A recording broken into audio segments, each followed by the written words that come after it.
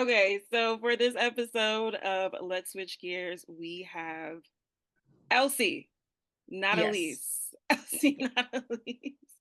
For many of you who don't know, Elsie is a fellow music lover, music enthusiast like myself.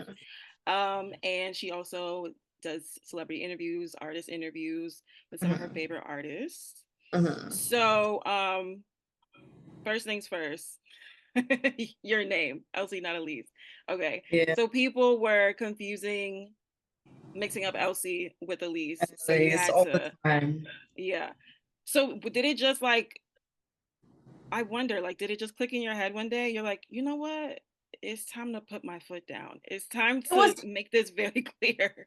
it was super And you're random, like, you know what? honestly. That's my name. Yeah. Yeah. It was super random, honestly. Yeah, it became a little too much. Hmm. To be honest, like, and this didn't even start online. It's like in real life all the In real time. Like life. whenever I would go for maybe a doctor's appointment or anything, like when they Hmm. call out my name, they're like Elise every single place I went to. So at a point, I just had to put my foot down and be like, okay, enough. Like, especially when I know I wanted to start doing something online, I just Hmm. wanted people to get that name correctly because sometimes it's years that, like, I know a lot of like celebrities and people, like years down the line, you don't know how your name is pronounced Yeah. until someone corrects you, like, oh, it's Hmm. not actually this, it's that. And I never wanted that to be the case. So Yeah. I was like, I have to put my foot down from the very start. Yeah. So you told me earlier, you are 23, going on 24, and you graduated uh last year, 2022. 2022. Okay, so 2 years Yeah. ago. And what were you studying? I studied computer science. Okay. And was that something that you actually wanted to Had a do? passion? Yeah.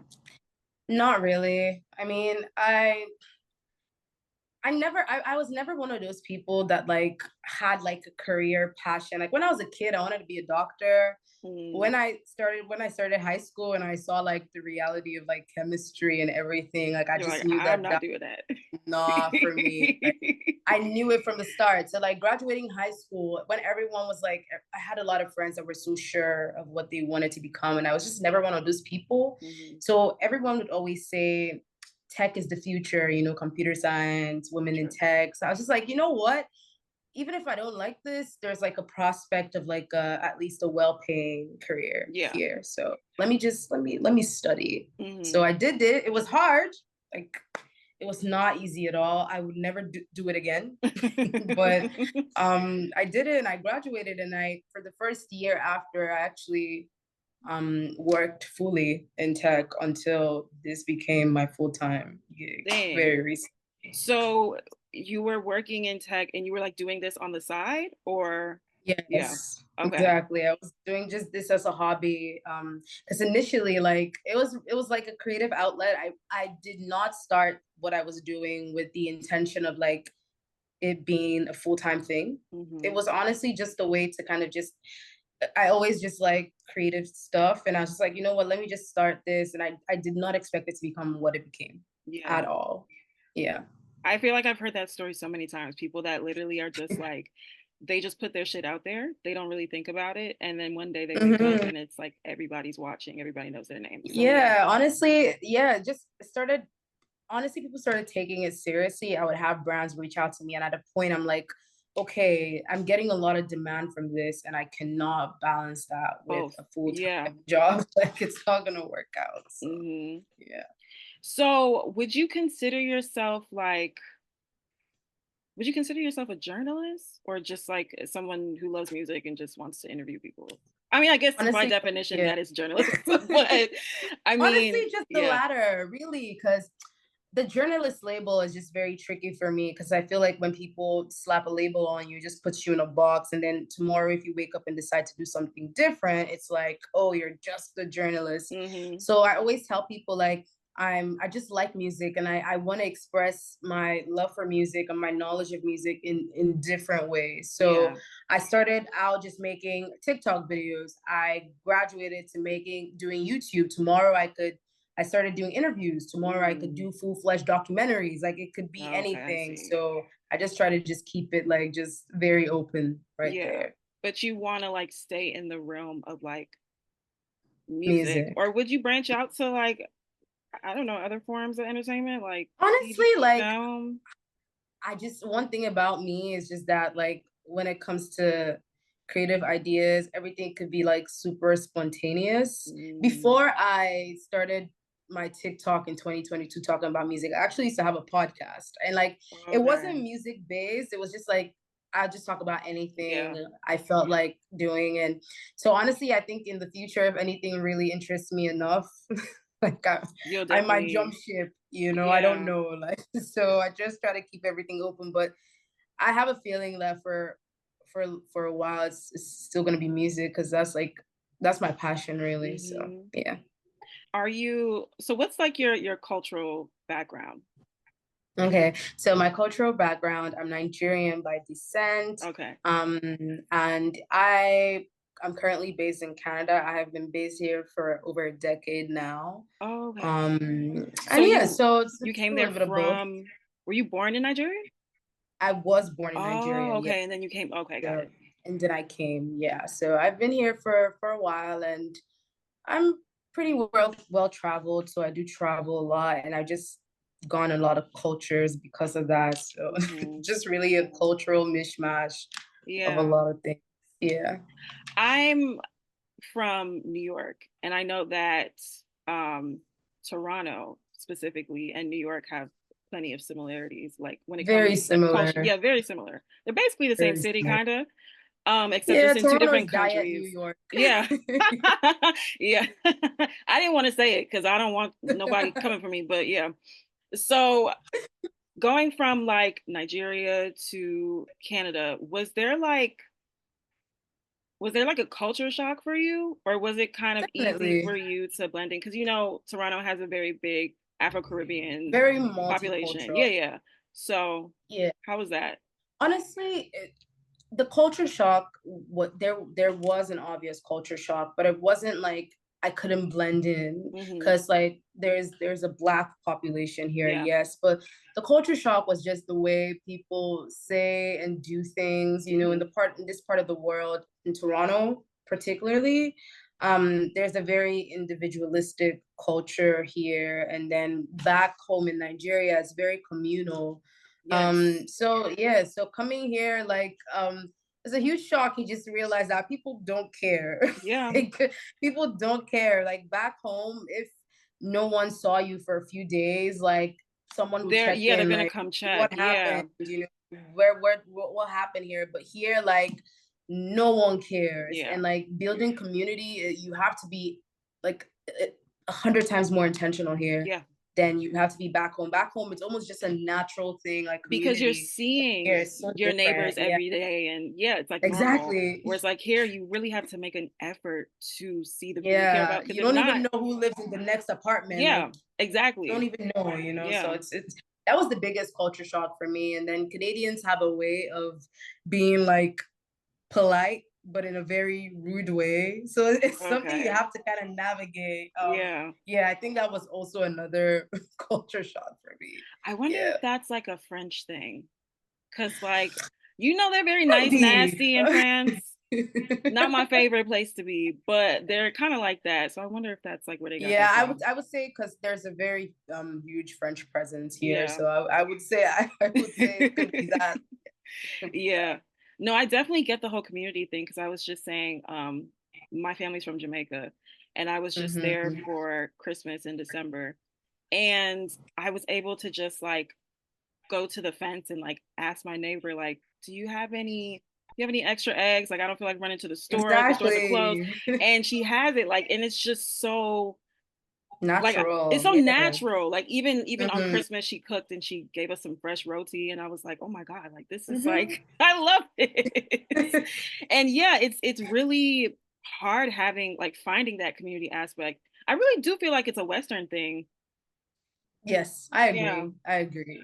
I agree that it's a really Western thing. Honestly, like, yeah, it's such a culture shock, especially when you're used to that. But yeah. I mean, I'm getting used to it. I've been here for a while now, so it's basically Yeah. my new normal. So, Honestly, I thought you were born and raised in Toronto because you kind of have the accent. I mean, I've been here for that long, Yeah, so that and everything I know about Toronto is basically from Drake, of course. And there were these like YouTubers, like these two brothers. I think it's for your entertainment. They're like two okay, YouTube, okay, I know. yeah. And I used to watch their videos a lot. They don't really post as much, but yeah, I that Mhm. was all my knowledge of Toronto and like the suburban area surrounding it. It's like Mhm. Brampton or those other Yeah, cities and Brampton, stuff. Yeah. mhm. I learned about, Mississauga, yeah. yeah. But what do you feel like is your favorite thing about Toronto Canada or or Canada? Toronto? I guess you could say, yeah, more specifically since coming there. I don't know. Canada is like because I'm in the US a lot, so I tend Hmm. to compare and contrast like Mm. what I experience. Well, y'all got free My healthcare. favorite thing. Okay, that's one thing. That's That's one one thing. thing. That's one thing. Um, Honestly, maybe it's because I haven't lived in the States, but Mm. as a visitor that goes there pretty often, I do prefer the variety you guys have there. I feel like you could get variety in different states. Okay, Like yeah. every state I've been to has been so different. Like you go to LA, it's a different life. You go to Hmm. Florida, it's a different Very life. You different. go up to Yep. New York, it's different. Hmm. So I love that variety. That variety is not a lot in Toronto. Canada Oh, Canada. generally. Yeah. But one thing I'd say I really like about Toronto My is bad. how multicultural it is. Hmm. You will mix with a lot of people. I think it's probably the most diversity in the world. Like you growing up here, you're immersed in so many cultures and so much Hmm. people. I think that's my favorite thing about it, but there's not too much to love. It gets pretty cold in Yeah, the for sure. winters. It's just and it's just it's a different it's just a different atmosphere. Like every time I've gone to New York, it feels like alive. Toronto is a city. It's Toronto is the a big drugs. city. It's very comparable to New York, but that energy is not there. I'm telling you, it's the It's drugs. different. Yeah. We have a lot of drugs and we have a lot of nightlife, I feel like. Nine. So that also That's what helps. I say. Yeah. Yeah. So do you ever like go back home, like visit back home? Have you been back I do. recently? I do. I do go back every few years. I didn't visit for a while because of COVID. Oh, nice. But I went back last year for Christmas and it was Mm. just fun, just going back home, being around family and just like remembering that there's a different version of reality that still exists, Hmm. so yeah. So now that you've kind of been hopping around between Nigeria, Canada, and even the US, how has that helped shape your knowledge of music? Well, that's a good one. I feel like growing up in Nigeria, I grew up mostly on Afro beats. Hmm. My dad was very into like R&B, soul, especially from like the 70s, Hmm. 80s, like all the classics, Earth, Wind and Fire and Mm. everything, Isley Brothers. My dad used to love all of that. He played it all the time when I was growing up, so I heard that all the time. Okay.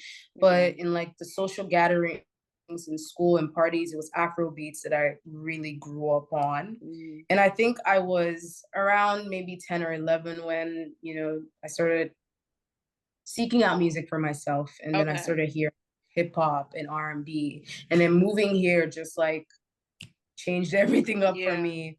I got to be immersed in the music. And then, so right now, I feel like I think that's why my music taste is just all over the place, to Hmm. be honest.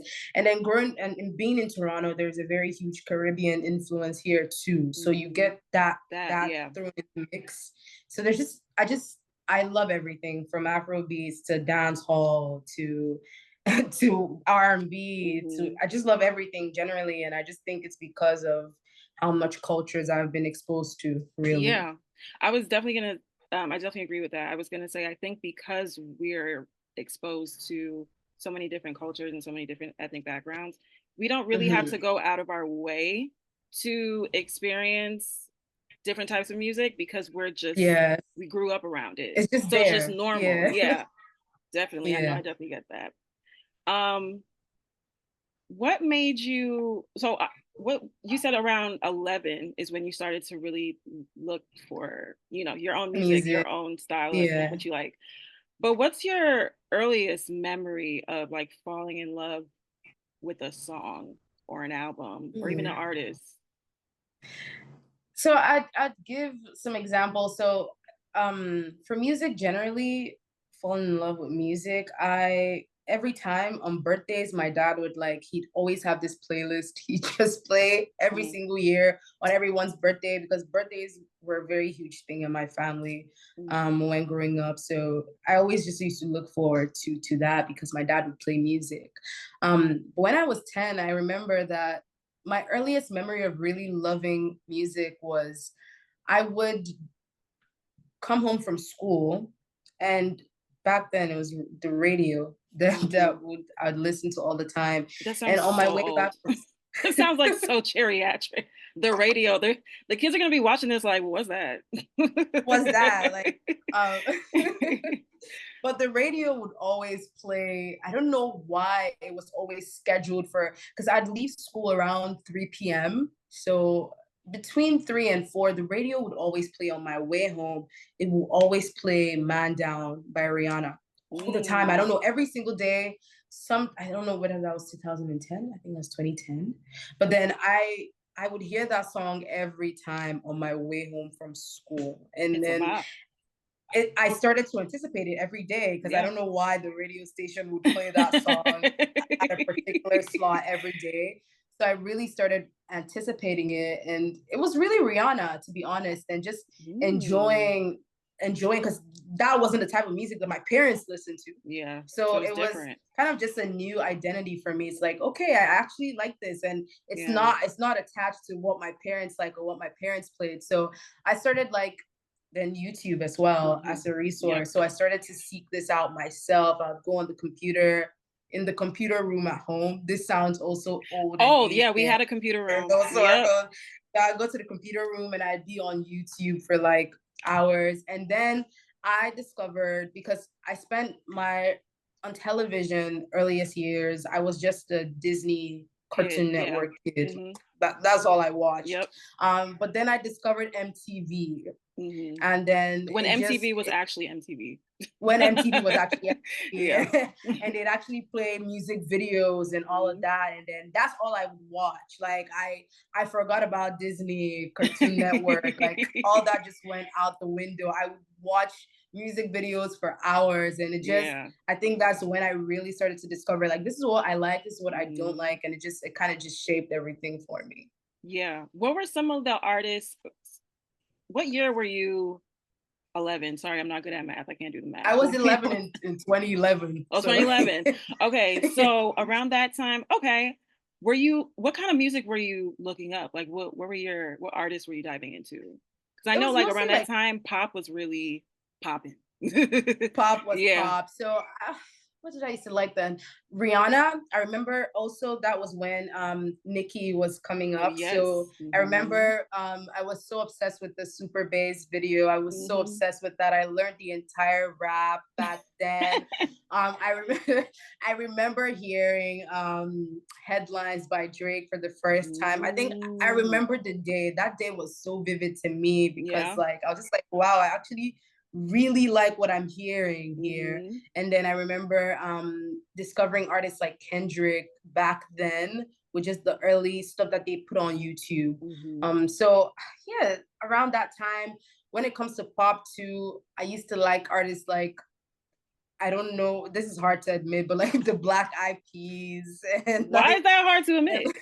I don't know because I don't listen to that type of music I anymore. But mean, like yeah, nobody does really. into, But the Black I Eyed was super Peas into pop. were They had some they hits, have like hits. they Like had some hits. they're corny Yeah, now, but back then I could easily go back and listen to old Black Eyed Peas music and it old Black Eyed immediately Peas. Yeah, I sends used to me be. into like a nostalgic black hole. Like I love the And, old Black Eyed Peas. I love and then it. like Justin Bieber Justin came up, Bieber, and like Katy everyone Perry was also. Yep. I was a part of, I was a believer back then. I was obsessed with everything he put out. So it was just, yeah, it was typical, like, you know, young preteen taste, really. Yeah. Did you have like, did you ever download LimeWire? I did. Did it give your At some computer a point, virus? I feel like everybody did. my parents were upset. Like, Yeah. they would be like, watch what you're downloading. Like, this is not just your device. Like, We you're all gotta sharing the use this. Yeah. I never everyone. So cared. yeah, it had to be something but I remember that when I was around 12 when my dad first got me my own like laptop. It was such a big deal. It was like I could finally download anything I want to download, and then I crashed it with a virus. I think probably from one of those sites. Yeah. So, I do so yeah. wonder if streaming platforms has kind of made us lazy when it comes to finding I think it music. has. I think it has. Because I Because just feel like, I used to search. yes, like even during the blog era, like DatPiff and Mm-hmm. SoundCloud. I mean, SoundCloud's still around, but you know, it's not really the Around, yeah. same. And I just feel like I used to be so eager to find new music back then. And Very now, intentional. very, yes, very Mhm. intentional. Now it's like I only listen to what's in my library. Yeah, it's like, I could find it anyways. Like, Yeah. every song in the world is on Spotify, it's on Apple Music.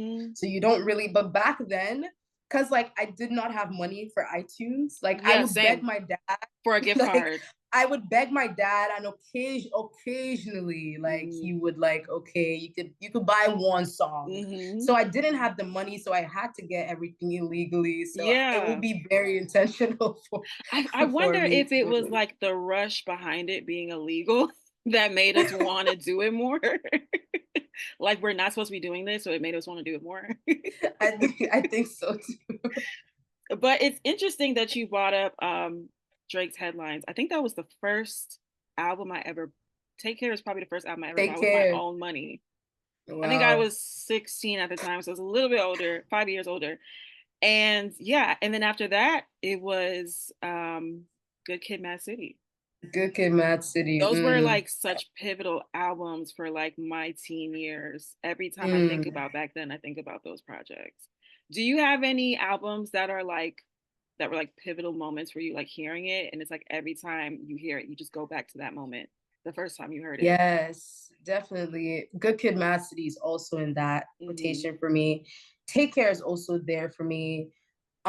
Defining my teen years, there was this album I used to spin all the time. Sail Out, Jenny Eichel. Oh Oh my God, I yeah, was that's good. obsessed with that album. That's a good one. That was when also wow, just trying to remember everything. Oxymoron, Schoolboy Q. Yeah, Yes. that was a big one that I discovered back then. Rihanna dropped Unapologetic. Oh my I God. used to We love that. used to I used to have love that. good music. What happened? I don't know. I feel like there's still good music, but the cream isn't just rising to the top anymore. Like, it's Ah, just, that's what I think. I think we're just, it's so saturated that the good music is getting yeah. lost in the And noise. everything else. Yeah, Yeah. that's Because what I when I think. think about the 2010s, there's so many good albums. I So don't many. even know if I could It's name such a like good, from the it's such a 2020s, I don't even right? know if I could name 10 really great albums. I don't know. I don't know. Well, we're only like 4 years in, so I hope, but I it's not know. looking good. It's It's not looking not. good. It's not a good start at all. And even the great albums, I would say, are still from artists that were from the Back 2010s. exactly. Still Great giving albums that us, came. yeah. Yeah, and speaking of that, I think another album that really like, yeah, Beyonce self-titled 2013. Oh, completely shifted everything. I remember when that came out, and it was such a big deal with like the Mm-hmm. visuals and everything. And yeah, I remember like I would sit with my class, like my classmates back then, and we would just watch like all the videos on repeat back to back to back. So Mm-hmm. yeah, I have a lot of good memories of Are that you like one album. of those people when you listen to music, you picture Yes. like you know what I'm saying? Like sometimes I I'm a listen to a very song, yeah, I'm learner a and very visual listener. Yeah. listener. Yeah. So, and also I went to boarding school. So Mm, back then we did not have access. And back then, mm. smartphones like the way they are today wasn't a Wasn't thing. like that, yeah. There were phones, but like you weren't using your They weren't phones to very go. advanced, yeah. They weren't really advanced. So like we weren't even allowed like any smartphones. The only phones you could allow just like call, text. So like I would look forward to technology so much. Like I would look forward to the moment where I could go to the computer lab and sit down and watch music videos. So music kind of just became like an escape from my regular schedule. And that's it really just every time it wasn't something I always had access to. So the little moments that I had access to it, it was just very so important. pivotal for me. Yeah. Yeah. Okay, wait. So we can't just brush over that. So you went to boarding school. I did. How long were you there? I was in boarding school. Yeah, I was in boarding school for 5 years. Yeah, I was in Okay. boarding school since I was like from when I was 10 till I was like 15. I was in boarding school till I moved to Canada. So I was in boarding school for I was in boarding school for a while. And I think that shaped that not even I think that definitely shaped shaped a lot of my life. So it made me really independent because I moved to Canada by myself as a teenager. So kind of just made me grow up faster. You know, that's why I feel like a lot of people are like, oh, like you don't seem like you're 23. I'm like, yeah, it's probably because like you had to grow up I had to early grow up on. fast. Yeah. Yeah. So is it like what we see in the movies? Is it really like boarding school? Because I've never even toured a boarding school. I don't really know how it one works. thing I'd say is that, and I went to boarding school in Nigeria, but what I would say is I went to my parents were well to do. Okay. So I went to a good boarding school by the standards. Cause like when you hear some other people's like boarding experience, it's crazy. Like you hear stories of being starved, not being able to like eat. I never literally really had. Every time I hear boarding school, I think of, this is probably very ignorant of me, but every time I think of the school that Matilda went to. No, but those are real experiences. Yeah. Like those are real experiences for people. But especially like back home, especially when you're from like a low income household, those are the experiences you get. But I didn't get those experiences. I was away from family, that was basically it, but it wasn't anything brutal compared to the average boarding school. So it wasn't really like a horrible experience. It was lonely sometimes and just, but it wasn't like a crazy brutal experience. Not for me anyways. Yeah. So it's kind of like college in a way, like you stay there, right? In a way. Yes. Yeah. And you have like your own room maybe, or you share a room? You share a room. Yeah, you share a room with like 4 people for me. Like, so you'd be about 4 in the room. So it wasn't crazy. It was fun in a lot of, because you're sharing a room with like all your friends and everything. It was fun. You have to wear uniforms and everything. So it was very controlled. I would say like it's very controlled. Wake up in the morning, go to classes, come back, go for like reading classes, come back. Bedtime is at 9 p.m. Everything was like super regulated. Yeah. So were there any opportunities for like, did you guys have like electives or anything, like any opportunities to do anything creative or stuff that you like to do? Well, we did. We definitely had like a lot of like we had like the drama club and like music as well. So I was involved in anything that wasn't like typical, anything creative. I loved it. So I was in everything possible. School play, sign me up. Choir, sign me up. Band, sign me up. I was in everything creative possibly. So yeah. Wow. That's crazy. Boarding school. Interesting. I'm sure a lot of your followers wouldn't know that about you. Is there anything else that you feel like, well, let me ask you this. Are you like intentionally private on social media? Like you kind of just keep it focused on music? It's intentional for me because it's very intentional for me because first of all, I'm still navigating I'm navigating the attention, to be honest. Especially in this day and age, people are weird online. Very weird. People are just very odd online, and people kind of just go digging for some things that don't exist, and also parasocial relationships as well. People I'm like, because listen, they feel like they know you, they just listen. like We are going to dive into that later. I don't want to get too much into that yet, but we're yeah. definitely going to dive into So that later. honestly, like once I started this, I'm just like, I would say on my Twitter, I'm a little bit more outspoken, but it doesn't still mean that I just, it's a very conscious decision that I've made to kind of just keep it very separate, like my personal life very separate, just because I know eventually people will learn more about me, like with this interview, but still, it's still an intention for me just to keep that separate, just because I don't feel like it needs to blend. Yeah. So I just feel like whatever you give the internet access to, you just, it's like the line and like people are gonna cross. So I don't really want to get involved in all of that. I've seen how it's led to that. Like I learn from, I look at other creators in different spaces and I just learn from their mistakes. Like I'm like, this is where you fucked up. I don't want to want do that that. from Yep. My mom would not always tell me that growing up. She's like, the easiest thing you can do is learn from other people's mistakes. learn from the So you mistakes don't of got to do it. others. So. Yeah. Saves a lot of Exactly. time. So that's really it for me. Yeah. What is something that you feel like your followers wouldn't be able to know about you just based off of like your tweets or stuff you post? Like something interesting about you that you think a lot of people will be shocked to find out. Shocked to find out. Give us a thought. Okay, some people know this about me, but I'm classically trained in piano. My dad put me in lessons when I was 7. He actually put all my siblings in lessons. So he was like, you learn the piano, you learn the violin, you learn the sax. So he Very put all Joe of us in Jackson. lessons. Yeah,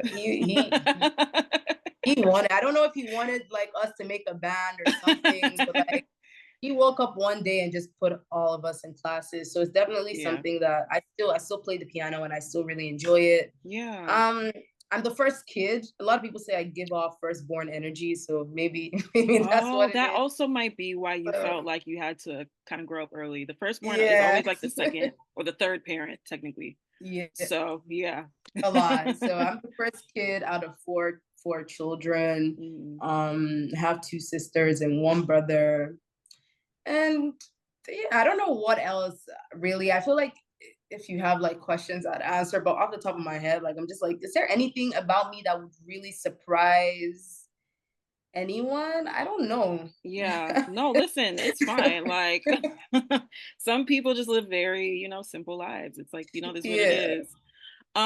But I love that you learned how to play piano because I feel like if you just love music, but especially if you're in the industry, if you're an artist or a producer or an engineer, or you work in the industry in any capacity, I feel like it should be a prerequisite to study music or take music To have class. some Have knowledge. some idea of like the composition of music, how it works, like because there's a lot of people in the industry that don't know nothing about music. Yeah, and you Artists, could always especially, tell. and you can always tell. And I think the You can passion, always tell. you can always tell. And the passion lies with the people that actually love this and want to understand it. And you don't have to be an expert, of course, but I think it's just really important where like if this is something that you're doing as a career, know what you're talking about, like know what's going on. Like if a producer is doing something, like ask like, hey, how does this work? Or definitely it gives an edge. Definitely. I always tell people like, and nowadays like information is so much more accessible than it used to be. Like you could teach yourself. Like you could go actually on go online. TikTok, go on YouTube. Exactly. Go on YouTube. Like so accessible. So I don't feel anyone that's really serious about working in this industry, I don't really feel like you have an excuse. The information is so readily available. Right there. Yeah. Yeah. I mean, maybe that's one of the many problems now. It's a lot of people that don't really care. I feel like there's a lot of people in this space that just don't care. Yeah. And I get it, you got to pay your bills, but I don't know. I just feel like yeah, I feel like I think there's a reason why the industry is in a very weird space right now, and I feel like that's one of the reasons because there's just too many non-musically people that are really interested. A lot of people are just in this for the business aspect of it, and of course, there's nothing wrong with that. But I just feel like business, but it's a business, but at the same time, like it's creativity, it's music as well. So you could always tell when people don't really like have a clue what they're talking about. So Yeah. yeah, I just feel like we should be so much more intentional when it comes to music, because that's like really the only art form we have. Well, visual arts in general, it's just like the only art mm, form we have that's like universal. Like 100% everybody listens to music, listen everybody to loves music. music. So I feel like that if there was anything that we had to like really protect and nurture, I feel like it should be that. But of course, it's a machine. There's money involved, and so And it it's happens. affecting the quality. Like Yeah, you were saying earlier, like when you even look at the quality of the albums that are coming out not the these days, and same. then you compare it to what it used to be, it's like Hmm. it's not the same. Yeah. So I want to get into some of your tweets. I always like to stalk my guests' tweets because I just like to know like what y'all be talking about. And I feel like Twitter is one of like the very few mediums where people can kind of just like be themselves. Talk. Yeah, Yeah. it's not curated. It's not like And Instagram you where you look have on a whole Instagram, aesthetic. everyone Yeah, has a aesthetic. perfectly Yep. curated page. And on Yes, Twitter, you yeah. could just be like, do I want this for breakfast or do I want this? You could really just talk about Right? anything. That's so random. Yeah. But you asked your followers what's your most played album this year. So I want to ask you, what's your most played album this year? Well, I was actually just thinking about this morning. I think it might be there's two options. It's probably Blue Lips by Schoolboy Q, Hmm. or there's this album, Why Lord, No Worries. That's Anderson.Paak and Knowledge. It's Oh, yes, definitely yes. I've heard of them. Yes, yeah. Hmm. somewhere between those two. I also really like Thames's album. Hmm. Really up there for me. Honestly, this year I played a lot of albums. To be Really? honest, I've played a lot. Like I've listened to so much music this year. It's even just hard to just like. Off the top of I your head, took a yeah. break like last week. I switched everything off. I was like, I Mm. just need to breathe, breathe. Yeah, because I was gonna ask, like, do you ever I actually asked someone else this the other day, but do you ever feel yourself becoming like kind of worn out with all the music you does it ever Oh, feel like a chore? Or 100%. yeah. And that's like a indicator for me to take a step back Hmm. whenever it starts feeling like a chore.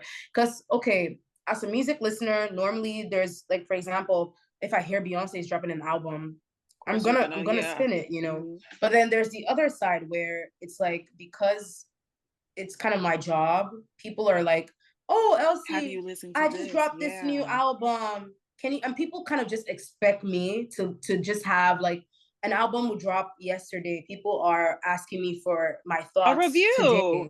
I hate that. It's like I haven't even I listened. haven't even Like, and brushed my people teeth yet. expect Can that I? from me. Yeah.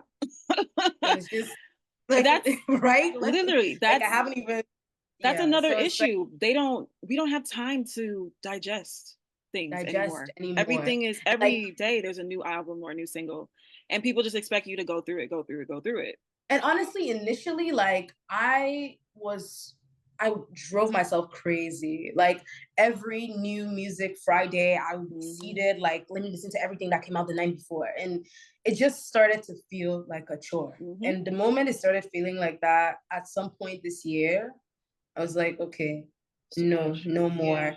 Because also, like, even artist teams will reach out to me and they tell me the album drops on Thursday. Can we have a review by Saturday? And then I have to tell them a lot of times, like, I'm not one of those people that would just like hop on it and say things for the sake of talking. Like, I Okay. actually want to Yeah. have something tangible to To say. I want to have say. something to add to the conversation. I don't want to just repeat everything everyone's already saying. So Mm. you have to give me time. Yeah. And I had to actually like put my foot down because like sometimes in this industry people are pushy. Like you're like, oh, I Very can't do it now. pushy. They're like, can you do it like tomorrow? Like, Very no, I can't pushy. do it tomorrow. Very, Yeah. very pushy. So a huge part of navigating this year I've been learning is just how to say no.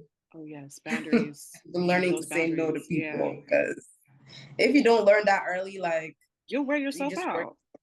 you wear yourself out. Yeah. I was gonna ask, like, because so how long have you been doing um so when you quit your job and you started diving into this full time, How long has it been? Like, Okay, about a year now. It's okay, been about a about year. So yeah. you're still kind of like fairly new to this. A lot of people would jump on a lot of the things that you say no to because they're like, they may feel like, oh, if I don't say yes, then maybe I won't get that opportunity again.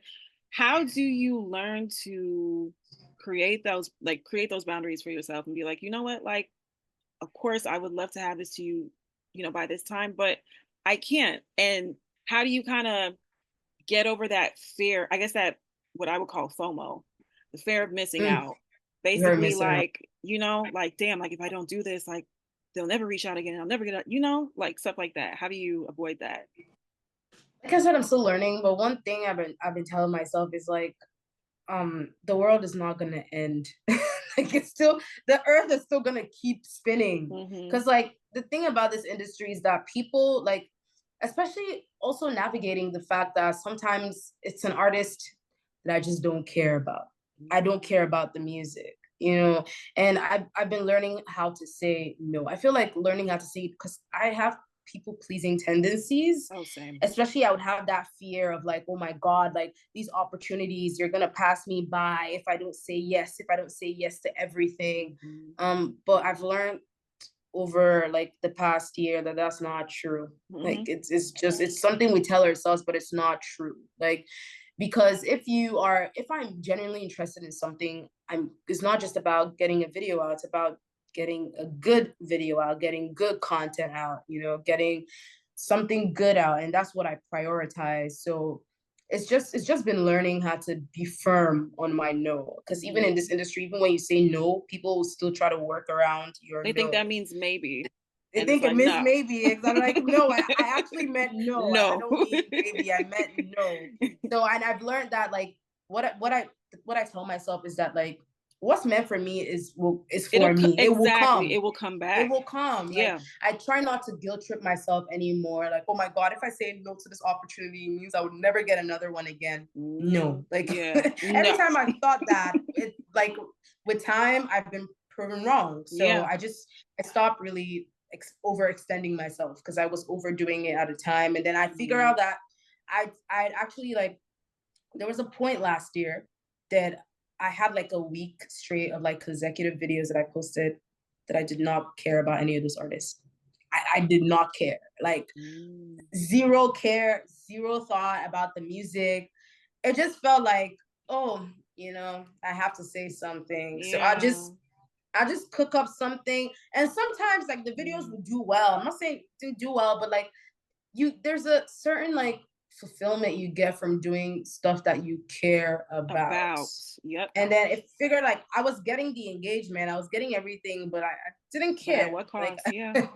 I didn't care too much. And then at a point early this year, I was like, okay, what are you doing? Like Mm-hmm. just stop. Yeah.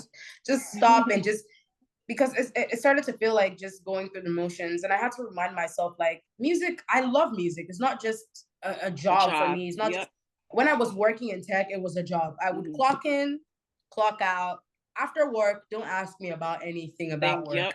I did Mm-hmm. not want to know. Like once Mm-hmm. I clock out at 5 p.m., That's it. don't talk to me about Yep. work. I didn't want to hear it. But I love music. And I was like, Mm-hmm. this is killing my joy. Like this Yeah. is killing something I used to enjoy. So I think that's a huge part. Remind yourself, like, why did I even start this? Like I started this because Mm-hmm. I love music. I'm not gonna let the industry take that away from me. So that's really my thought process. Absolutely. Absolutely. I absolutely agree. I know some people sometimes say don't turn your hobbies into a job because you'll lose the passion, but I really think it's just about finding that It's the boundary. balance. Yeah, It's the like you boundary. said, yeah. Like it's just the Understanding boundary. that, yes, this is a job, but like I also love what I do and I'm not going to burn out just because you want And me also I think to. another part of it is like I think there's a temptation in this industry, like to just like grow as fast as you can and reach this milestone and reach that milestone. One thing I figured out, and I'm glad I came to this realization, is I used to set milestones for myself. Like I want to be at 50K followers. I want to be at 100K Mm-hmm. followers. And when I started reaching these milestones, there was never any joy that came with them. It was just another big thing to achieve. Oh, I've reached 100K. What's How about next? Yeah. 200K? Like oh, I reached 200K. How about 300K? So I just started telling myself that like I should stop looking at this whole thing I'm doing as a sprint. Because like even when you reach those milestones, You're just you like, don't really wow. feel anything. It's the joy is in the journey. Mm-hmm. And so I just started telling myself like the joy is really in the journey. Like don't be concerned about like all the things you have to achieve it, like no one's chasing you, you're not in competition Mm-hmm. with like anyone particular. So I think just constantly, because I still fall back into that thought process sometimes, but I have to just keep reminding myself that, you know, it's not a race. I'm It's not a racing with any. marathon, not a race. Exactly, Yeah. so I just remind myself of that. Yeah, for sure. Um, I want to talk about this other tweet that you had from Mm-hmm. 2022. And it said, my music taste is going to start getting me paid very soon. Oh yeah, I remember when I made that tweet. I don't honestly like that tweet came at a very weird time in my life because I was about to graduate college Mm-hmm. and I was frustrated because everyone that was graduating, everyone around me just seemed to have it figured out. And I was very frustrated because like I entered university, I had no clue. I was like, okay, I'll probably figure it out along the way. And here Mm-hmm. I am, months to graduation. I still have no clue. Yeah. I used to cry every day. Like I used to Oh, be like after like I used to just be like nobody talks I about that post graduation depression. like people people don't get it. Like It's so like a crazy. lot of people were so sure like and because I wasn't really I wasn't great at coding. I Mm-hmm. wasn't like I had friends that were good at it. They used to code for fun. I wasn't really great at it. I was good enough to get To by. do it. Yeah. That was basically what Yeah. it was. So I would have friends be like, I applied to Google and I got this internship. Like I got this Mm-hmm. internship with Microsoft. Like, and I just be standing like, what's going on? Like, what's going on with me? Yeah. Like, is there something wrong with It's not me? even like I Yeah. wanted those things. It's like I never saw like coding as like a career. So I'd always just sit and cry and just be like, and the only thing that I'd have passion to talk about is Was music. I music. would always just think like, how on earth can I make this a career? I knew I didn't want to be an artist. Yeah. I don't want to be an artist. That's just too much. Can you I can don't you think hold a note? I can't sing, yes. Oh, But okay. it's actually something I don't know about me. Like That's I I was used to gonna when say I was that's younger, something that they probably wouldn't know. Okay. yeah, when I was younger, like my mom used to encourage me, like she'd be like, "You should go for the voice," you know, or Mm, stuff like that. But it was a dream of mine when I was younger, but so longer, really a dream. I yeah. don't know. I don't I don't want to be in the industry as an artist. I just Oh no, the it's very pressure, hard. It's very the hard. Yeah. pressure is too much. So Yeah. I knew I didn't want to be an artist, but I wanted to do something around music, but I just Mm, was like, where am I what? even Yeah. start from? So it was just like I started making playlists. Mm, I just make playlists and share them on Twitter little by little. And I just honestly it was just one of those things where just like, let me just speak this into the universe. Let's see what mm-hmm. happens. Like just manifest, speak it. Mm-hmm. So I was just back then, I'm not gonna lie, like when I was typing that tweet, it wasn't like I had major conviction, like I know this is gonna happen. No, Like you were tweeting it while in I tears. just tweeted that while actually in tears, like Yeah. it just out of frustration. And it's just amazing to see. I never thought it would ever play out like this. Yeah. It's still very surprising to me every day. Like I would have never anticipated that Yeah. anything would really come out of that in the way that it did. So I'm kind of grateful, you know, for how Yeah. everything has. I'm not even kind of. I'm very grateful for how everything has played out. Really. Yeah. But that's like what you said about appreciating the journey. You were Yes. so caught up in the journey that you probably didn't even remember you tweeted that. I feel like, I don't like it's only until last year. Like and you're like, I think damn, I did someone say that. showed me the tweet and I'm like, wow, like Yeah. that was so real. Like I don't Hmm. even know. Like it seems like it almost seems like it was planned, but it I mean, it is. wasn't. I mean, I do feel like, of course, we have control over what we do in our lives, but some things are just meant to happen. Meant So, to be, you yeah. know, in a way. And I just knew, like, I always just knew that that's the only thing that would bring me fulfillment. But like, I got a job. Like after I got a job, I was just working. I was like, you know what? I was making decent money at least to pay my rent, pay my bills. Mm-hmm. So it wasn't like I was like not content or scared of anything, but Yeah. I just never saw this ever happening. So Yeah. I'm glad it did. I'm glad it did too, because it introduced me to you and your interviews. Um, I think when I first found you, like many other people, I found you from the Schoolboy Q interview. Mm, How did that happen? Did you reach that out to was his that people was or they reached out to you?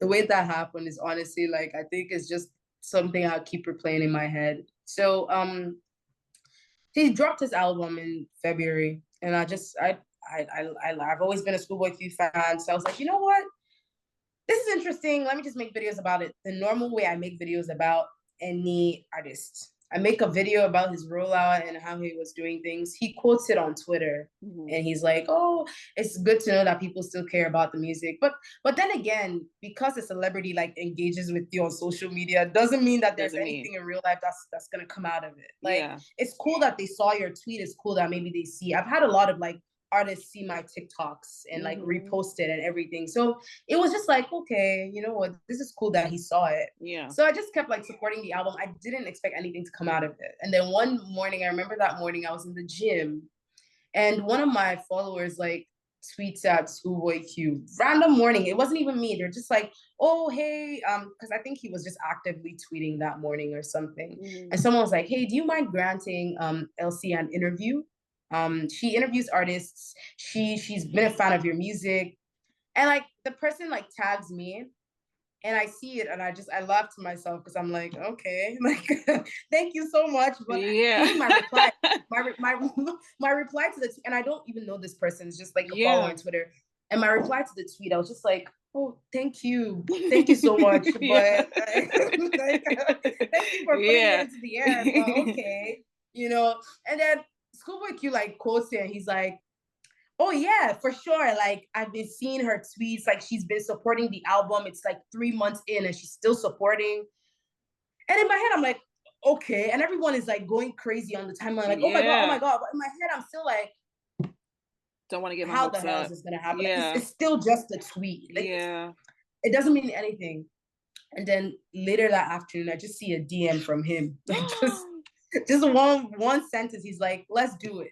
And it was just very I was like I was like, okay, it was crazy because I'm like, okay, how is this even gonna happen? Yeah. He asked me, then I was like, oh yeah, sure, I want to get it done. He's like, do you live in LA? I was like, I don't live in LA, but I can be You there. can be Like there. Yeah. all I need is a time and a Yeah. day and I will be there. Like don't even think Worry about it about too it. much. Yeah.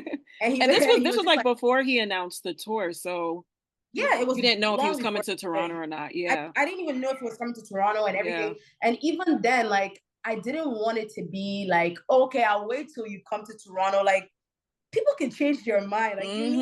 You got to needed to jump on it like go. now. I was Yep. like, we got to do this right away. Mm-hmm. And then he's just like, okay. He's just like, okay. He gives me his manager's number, and he's like, okay, tell my manager to set it up.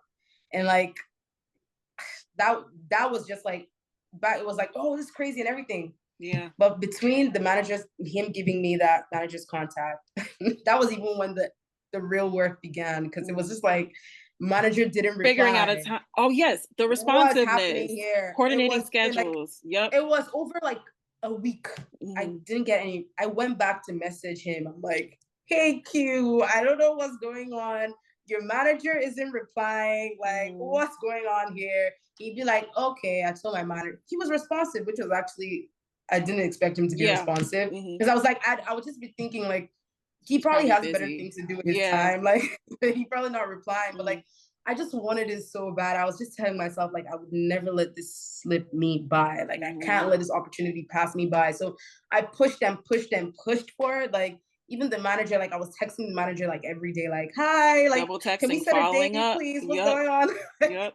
Triple texting even. Like Mm-hmm. I was just like texting and texting, and then finally, like it was like 3 weeks of just like back and forth, back and forth. At a point, I wanted to even give up Yeah. because like the manager would be like, okay, I'll get back to you. And then he And will it's get like, back to me. And and then then I'll you wonder, message like, Schoolboy damn, is it Q even again. worth it? It's Yeah. like, is this even like, what's even the Yeah. point? I don't Yeah. even think it's gonna happen again. And then finally, just, and the funny thing is that I flew to LA with just like hope.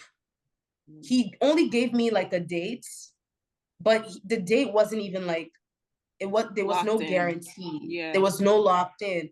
So I flew to LA with my team, with a few of my, no, I don't even have a team. I just had like friends that were willing to To like, help. let's do this Yeah. together, let's help. Yeah. And like I remember we were in an Airbnb that day, and we're just waiting on the text like the day before, like, are we actually gonna even do this interview? I don't know if this is Mm-hmm. happening. And then just the night before, his manager now says, okay, meet us at this address in the morning. Like, it was, even till the last minute, like I felt like I was holding my breath for Yeah, because weeks. anything can happen. Yeah. It was probably the most, like, it was so rewarding at the end, but man, that process Was was stress. nerve wracking. It was one of the most stressful things I've Yeah. ever had to do in my entire life. But I'm glad, because like it turned out really well, and I was able to build a relationship with Q and his manager and his team. And even when he went on tour and I was in DC, like I just reached out to him like, oh, can I come with my friends for the show? Like I just want to cover it. And he was like, sure. And he just gave me passes for over, like Yeah. I brought everyone along, like, go see the show. We got like Yeah. backstage and everyone got to meet him. And yeah, just meeting him in person, it taught me a lot. It's just like he's a regular person. Like sometimes we Yeah. think celebrities are like God, he's a human being. Yeah. Q has Yeah. always gave very like laid back. I'm saying Q like I know him. Delusion. But he does give very laid back. He doesn't even He really does give give, like yeah. super celebrity like that. Yeah, Yeah. honestly, like even just meeting him that day, like he just walked into the room, greeted every single person, like shook hands with every single person, and like Yeah. just did the interview. Like he wasn't like, because I've met a few like like celebrities, and some people like are not Very down to welcoming, very earth. warm. Yeah, but A lot of he was times they very don't like, even acknowledge you. yeah, a lot of times, but Yeah. like he was like his manager, everyone that was, because there was like a lot of TDE people there that day, and they were just, everyone was like super chill, and it was just, it kind of put my nerves down a little bit, Yeah. because like my moves are like hi. I was like, I don't want to say the wrong thing, because Q is also very blunt. So I was afraid that maybe I say the wrong thing during the interview and he probably cussed me out. So Yeah. I was like, Yeah. No, that's yeah, definitely like one of my biggest fears when I'm interviewing someone. I'm like, yeah. I don't want to rub them the wrong way, so I don't want to say You the don't want to wrong piss him thing. off. Yeah. No, I definitely get that. Um, Yeah. I'm like That's so enamored by this story. I'm sorry. I feel like I'm like listening to my friend tell me about like one of her wins or something. Like I'm so happy for you and everything you're doing, and it seems like Thank everything is you. falling into place. Um, so that's It's what great. it's been. Yeah. Yeah. um, well, I will ask, with everything that's been going on with Toronto versus LA, or should I say Drake versus Kendrick? um, who do you feel like won? Honestly, I feel like the answer is really obvious. Like it was, You'll be to me, Kendrick. surprised. Like I feel like Kendrick won, and like I remember it's very funny. Like the day "Not Like Us" dropped, I was in Toronto, and it was just very funny because like I went to the club with a few friends, and the DJ was just like, he was like going on this rant about how we need to support the city and we need to Oh, stand up brother. on our own. Oh, brother. Because like I think someone had like play Kendrick and like put their phone up to the DJ, and it just set off this rant. Like he was Please. ranting and ranting and ranting and ranting, and He it's must know just so Drake. He gotta know Drake because that's crazy. As a DJ, it if was so if that's funny. something that's being like highly requested, it's just a song. No, Yeah. he was mad. He was like, like fuck anyone that's against Toronto. We gotta stand up Ooh, for our city. And I was like, okay. feisty. Okay. Okay, bro. Like it's not that deep. But to me, I just feel like Kendrick, like Kendrick played his cards right. He did. It was like a game of chess, and he's just very intuitive. Like when you think of all the steps that he took throughout the entire battle, like even if he was honestly, always one step ahead. Yeah, he was just always one step ahead. And also, I don't really consider myself a Toronto native, so I don't really have so any you like, listen, I am neutral, okay? I don't really have any allegiance. Like, yeah. maybe people that like are like here and like, yeah, but I was just like, the music Girl, is the music. Yeah, listen, I'm like, this is entertaining. We're getting music out of this. Like, I have no complaints. That was me the entire time. Like people were really like drawing battle lines. Like I'll stand for my city. I'm like, well, that's good and all, but like that wasn't right. Me. Yeah. No, I feel that. I definitely feel that. So usually towards the end of the episode, I have a segment called What Grinds Your Gears, where we each talk about something that grinds our gears. And there's also this Reddit group called Grind My Gears, where people post different things that grind their gears. And I always find something super outrageously funny on there. So I'll probably read like one or two of those. But off the top of your head, can you think of anything that grinds your gears? It can literally be anything. It doesn't have to be music related, just anything. I hate when people like chew with their mouths, like, and you're hearing like every chew with their mouths.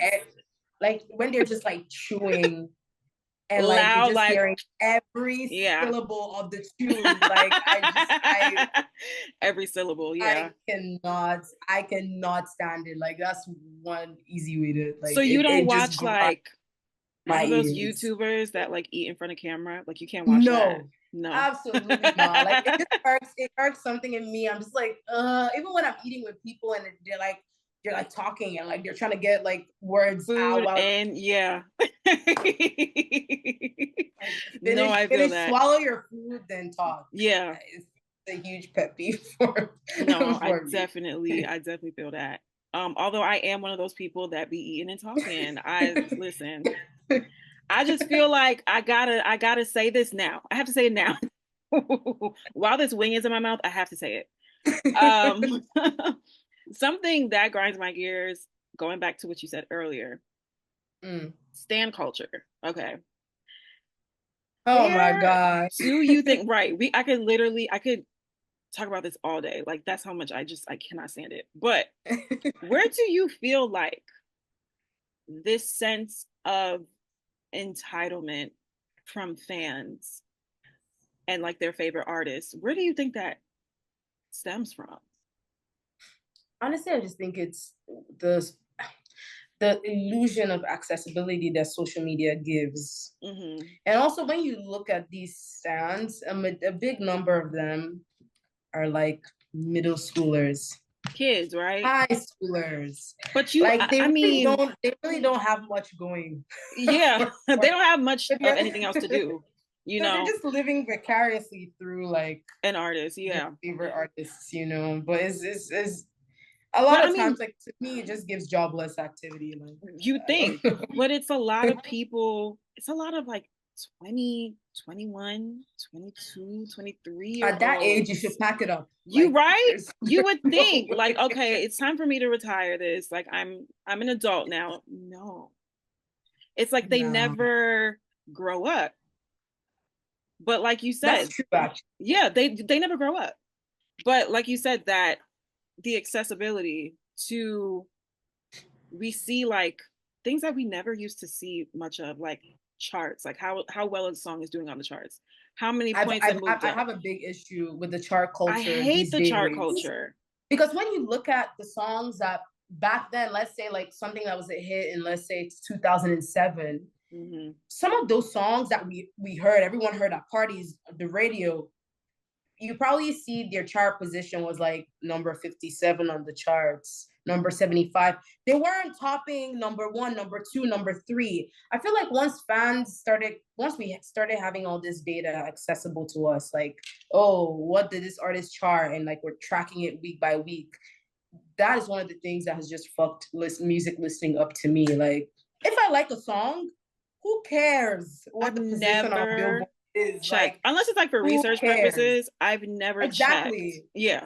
But like, why would I just be like, I love this song Did it go number before I one? Did tell it go number or five? Or oh, this song sounds good. Before I say I love it, let me check the position how on well it did? Billboard. Yeah. And then you have people saying that a song that is charted, let's say 30, oh, it tanked. Like, what is actually going on here? Like, I hate the language around it. Yep. I hate, like, it's just, there's just nowadays, like I was talking to someone about this a few days ago. I'm just like, I don't know where this came from, but like the language around music these days, when people just use words like, oh, it's trash, oh, it's mid, oh, Or it it's just flopped. And like I'm flop, like, exactly, like flopped. I'm it just came like what are we out. talking about? Like, and the thing about it is that when you ask these stands to describe, okay, what do you like? What about this flop? Can you talk about the actual music? You find out that they can't talk about the actual music. Because it's never Like, about the they music. don't have the vocabulary to actually even talk about the music Yeah. itself. So I don't even engage. Once I start seeing someone using those words like, oh, flopped, tanked, I'm like, oh, mid, you're a stan account. I'm not engaging. yeah. I'm not Yeah. Because engaging. you don't know what you're talking about, one, and you don't even take this shit seriously. So why should I take you serious? Right? Yeah. Like, if you don't like a song, let me know why. Okay, I didn't like the melody here. I thought the bridge wasn't great. Let's actually Yeah. have like A conversations. Like, I don't conversation. think the Yeah. chorus was good. Like, those make sense. Oh, I don't like the voice. Makes sense. But you can't just be like, oh, because it flopped on the charts. Like, And as a has nothing to fan do. who you're not a part of this artist team, you're not a part of their label. You're not even making money. You're not making any kind of money. You don't know the ins and outs of their contracts. You don't know anything about what's going on. But you're so confidently speaking on chart positions and what's flopping and what's doing well. And you don't actually know what any of these words mean. You just But we saw also have to somebody say talk about. it and you repeat We also it. we also have to talk about how artists have enabled this act like behavior. Artists have enabled it. They have. Hmm. Like, I don't think fans would have been as confident, stans would have been as confident as they are if some artists did not enable their behavior. Listen, I will I feel not like a say lot of any artists have enabled names, but there that. are some artists that I'm sure we can all agree on that I think engage with their fans a bit too much. And then the fans start getting comfortable and they feel like that And they can step the out of artist is turn. your best friend and Right. a lot of other things. That's how you see people threatening to like end someone's life over a music opinion. Like, I'm just Or like, what's posting their happening here? address and doxing them or getting And them doxing them. fired. Like, Come what? on. Like, Like, when did so what happened to the game I used to love? What happened? honestly, we're so far gone. I don't think we're ever going back to like normal, which is just, It's when I think unfortunate. about it, it's just unfortunate. It's just unfortunate. Very unfortunate. This is Just our new unfortunate. normal. Yeah. But yeah, I know I really, really don't like that entitlement. But you know what? I feel like you said, as long as we have that accessibility, there's always gonna be people that are delusional and think that they know someone more than they actually do, or think that they know what's going on and they actually don't. So That's why I tell people, like, even for yeah, me, like, you see me tweet, you see my videos, it but doesn't you mean you don't know anything about know me. me. Yeah. That's It very doesn't mean you know anything about me. Like, remember like you don't. those artist diaries that MTV used to do, where it's like Used to do, you see they're like you see the music videos, you see but you don't actually but know who I you am. don't And then actually know who I am. they give you like a behind the scenes. I wish we could have that back. I miss behind the Honestly, scenes like, stuff. honestly, I do wanna. That's why I've been telling a lot of artist teams. I'm just waiting for someone to actually have faith in me. Because like a lot of artists, Yeah. when you pitch a great idea, one thing about them is that, and I've actually stopped pitching a lot of ideas because like sometimes they steal that idea and give it to And a give it bigger to somebody platform. else. Mm, mm, mm. So I've been pitching like this idea of like, I feel like, those things that we used to have in the earlier days of music media, like the MTV, the VH1s, like we need a feel of that. But like artist teams, if you're not Complex or Pitchfork, they don't even want to hear anything about you. Yep. They don't. So like, I just always pray every day that I'm so happy. I don't even know how Schoolboy Q decided to grant me that interview, but I'm so glad that he gave me that chance, and I just hope that down the line I get like more opportunities like that to bring other Black creatives into this. And like there's so much that could be done.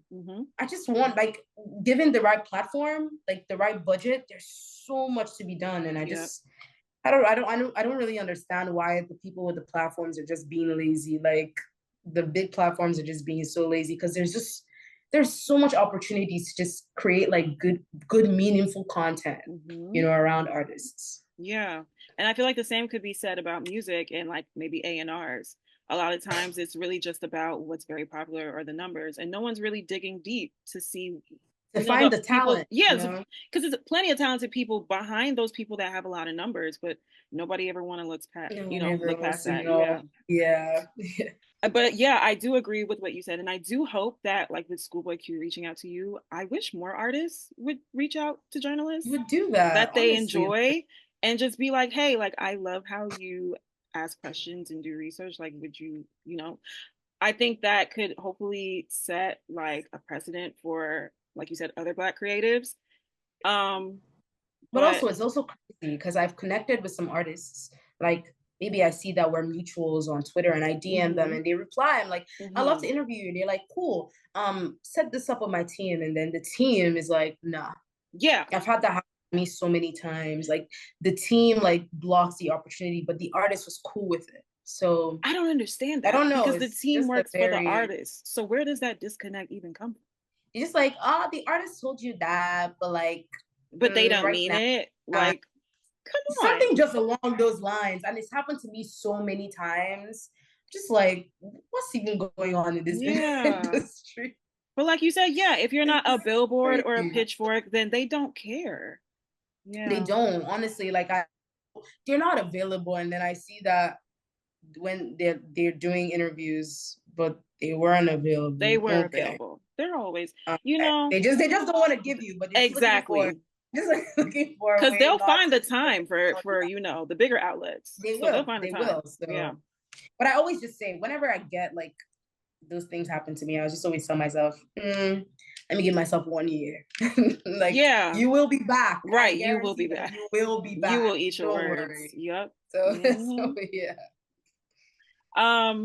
So something that I found in the Grind My Gears group on Reddit, something that really does piss me off: using speakerphone while in public.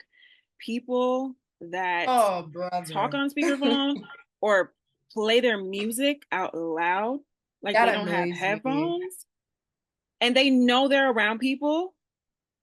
Especially if it's like really like in a public place. Like sometimes you might just be like waiting for something and there's someone like watching TikTok with their volume all the way up. Like, why are you even doing this? No class, no decorum. I feel like there's a public etiquette that a lot of people just don't care about. And like you said, headphones are very cheap. Like very cheap. They may not work very well, but they're very cheap. Gets the job done. You can get them. And I wonder if that also has to do with like what we said earlier about like community being such a big thing, like in our culture, but in America, it's not really a thing. Love thy neighbor is not really a thing here. Nobody really cares about the next person. It's like, oh, you don't, oh, my music is annoying you. Oh, well, like I'm not turning it down. Who cares? Who cares? And it's just like, have some empathy, some compassion, some decorum, something. Some decorum, yeah. No, that's a big thing that grinds my ears a lot of times. I'm just like, we don't all want to hear your music. Especially if it's trash. I really don't want to hear it. We don't want to hear it. Like, even if it's the best thing, like time and place. Right. Time and place. It's like, definitely a time and place, yeah. Time and place, yeah. Something else someone said is what grinds their gears is news on the TV in every restaurant. Why does every TV in a restaurant have to be on the news? All it does is invite people to start talking politics in a public place. I personally hate when I go somewhere and all I see is either a game or the news. But that's always the default. And it's always the default. And I'm like, what if I want to watch Housewives? That's always the default. I don't really get it. For sports, I get it I guess. sometimes. Okay, Like yeah, with sports, if yeah. it's like a big game, Game, like yeah, of okay, course, the yeah. Super Bowl, like okay, have it on the TV, that's fine. Yeah. But like the news, yeah.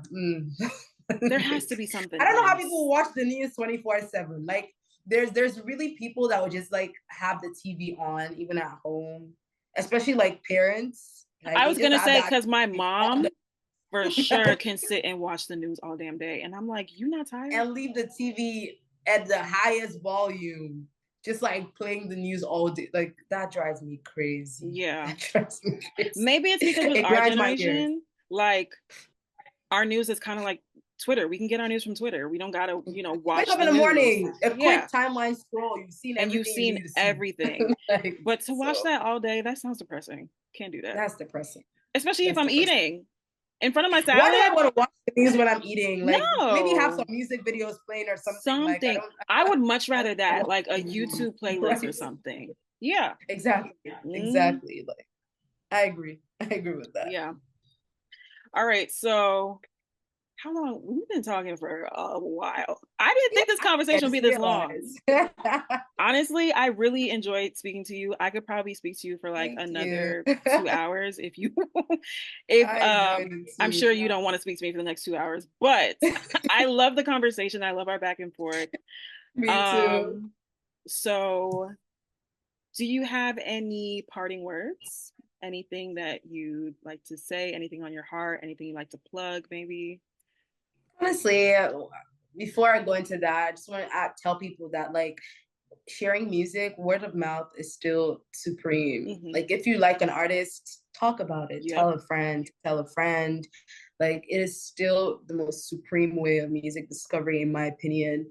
And also, thank you for having me. Of Like, thank you so much for course. having me today. And like, you had very insightful questions. Sometimes I have these interviews, and like the questions kind of throw me off. Repetitive. But I did not feel that way today. I feel like you did your research really nicely. So thank you for having me. I appreciate Thank you. I love it. getting that. That is my favorite compliment. Thank you. I actually do this for a living. I'm an entertainment journalist. So I've been doing this for about 8 years, but I just started my podcast. I know. I Ooh, know. okay, Listen, experience. I'm Jurassic old. Yeah. But I started this podcast because I wanted something of my own. Mhm. And when you write for other publications, they own that content, not you, unfortunately. So I wanted something where I could say, this is mine. It's And your thing. yeah. Mhm. So, yeah, but thank you for that compliment. And thank you for taking out the For time to speak sure. with me. I really No appreciate it. problem. And No I really love problem. what you're doing. I told you this already, but I'm going to keep telling you. I really love what you're doing. Yeah. Don't stop doing it. Okay. Keep going. I know it's hard, My but best. keep going. I'll do my best. Thank you. But thank you again. No And problem. this concludes episode 8 of Let's Switch Gears with Yes. Elsie, not Yeah. Elise. I want to say Elise. Oh my God, Elsie, not Elise. Yeah. Yeah, you were smart to come up with that.